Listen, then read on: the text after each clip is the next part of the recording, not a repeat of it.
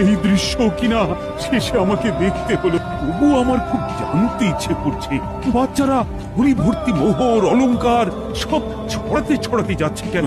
মহারাজ, আর একটা ব্যাপার কি আপনি লক্ষ্য করেছেন? কি বলতো? গোপালের দেহ কারা কাঁধে করে নিয়ে যাচ্ছে? হয়তো মন্ত্রী, সেনাপতি, জ্যোতিষী আর পণ্ডিত। আসলে গোপালের এই শেষ যাত্রা আমাদের কিছু শিক্ষা দিয়ে যাচ্ছে মহারাজ। এই যে দেখুন, যারা গোপালকে সহ্য করতে পারত না, এখন তাদেরই কাঁধে গোপাল যাচ্ছে।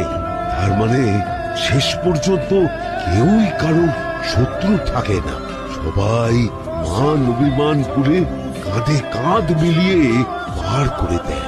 তাই তো ওই যে মোহর আর অলংকার ছড়িয়ে যাচ্ছে, সেটাও বুঝিয়ে দেয় যে এই অর্থ